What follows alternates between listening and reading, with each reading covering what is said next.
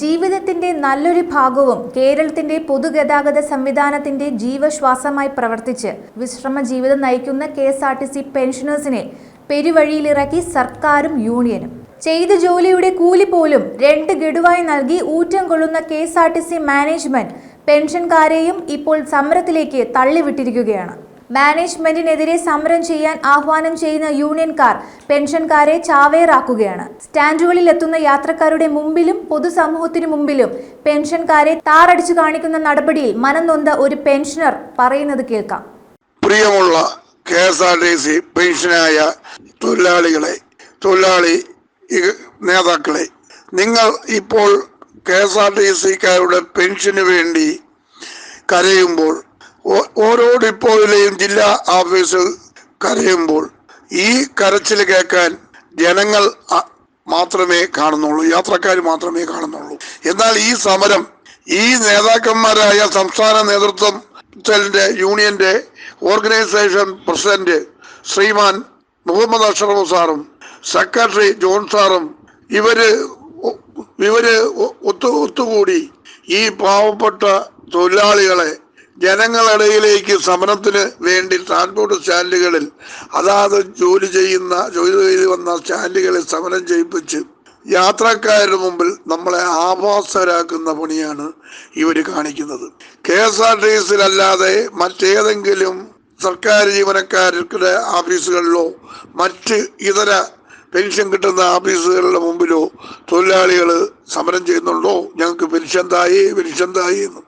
അപ്പോൾ ഇവർ മനഃപൂർവ്വം തൊഴിലാളികളെ, പെൻഷൻ ഓർഗനൈസേഷൻ കാണിക്കുന്നത് ഈ തൊഴിലാളികളെ, പാവപ്പെട്ട പെൻഷൻകാരെ തനിക്കാക്കി നിർത്തിക്കൊണ്ട് ഈ അവരെക്കുള്ള കയ്യിൽ കിടക്കുന്ന കോടികളുടെ പലിശ, ഒരു മാസം 65 ലക്ഷം രൂപ പലിശ കിട്ടുന്നുണ്ട്. ആ പലിശ വാങ്ങി അവരുടെ കൂടെ ഒത്തൊരുമയായി നിൽക്കുന്ന, അവർ പറയുന്ന കേൾക്കുന്ന ഏറാമൂളികൾക്കും കൂടെ കൊടുത്തുകൊണ്ട് ഇവര് ഈ കാണിക്കുന്ന ഈ സമരം പാവപ്പെട്ട വാർദ്ധക്യം ചെന്ന് അസുഖക്കാരായി കഴിഞ്ഞുകൂടി വരുന്ന പെൻഷൻകാരെ ചാവേറാക്കാൻ ഉള്ള പരിപാടിയാണ് ഈ ഡിപ്പോ ബേസിൽ സമരം നടത്തുന്നത്.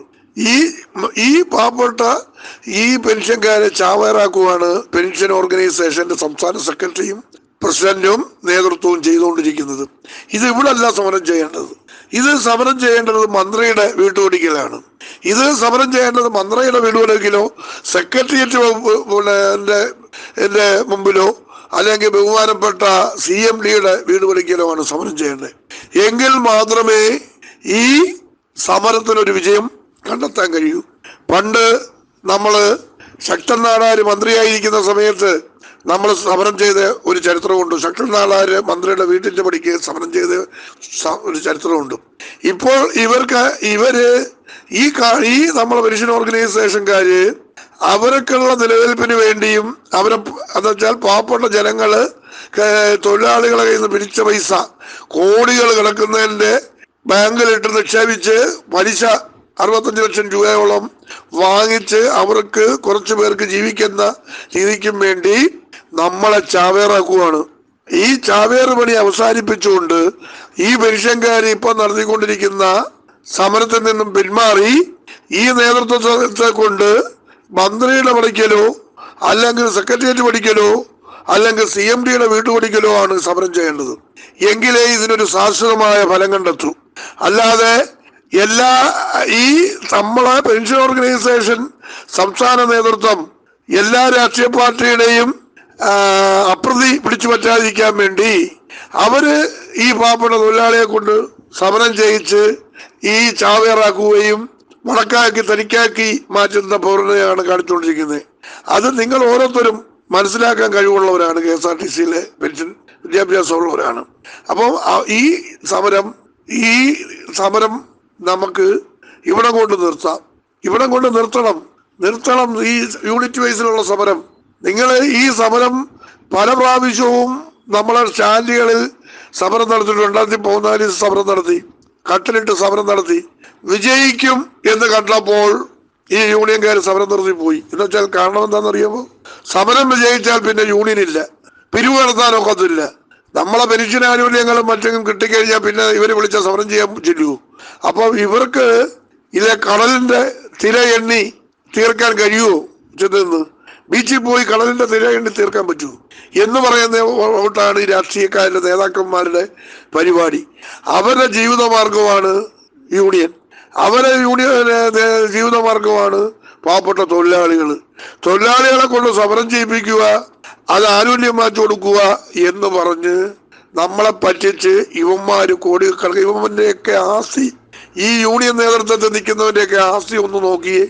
ഒരു ഉടുതുണിക്ക് മറുതുണിയില്ലാതെ നടന്ന ഈ നേതാക്കന്മാര് ഇന്ന് വെച്ചേക്കുന്ന വീടും ബംഗ്ലാവും ബെൻസും വണ്ടിയും ഒക്കെ എങ്ങനെ ഉണ്ടായി? നമ്മളെപ്പോലുള്ള പാവപ്പെട്ട തൊഴിലാളികളെ പറ്റിച്ച് നമ്മളെ കൊണ്ട് സമരം ചെയ്ത് നമ്മളെ ചാവേറാക്കി നേടിയെടുത്തതാണ് ഈ നേതാക്കന്മാരുടെ എല്ലാ ആസ്തി. അതുപോലാണ് ഈ പെൻഷൻ ഓർഗനൈസേഷൻകാർ നടത്തിക്കൊണ്ടിരിക്കുന്ന സമരം. ഹൈക്കോടതിയിൽ നല്ല ഒരു വക്കീലിനെ വെച്ച് കേസ് നടത്താൻ ഇവർ തയ്യാറാവത്തില്ല.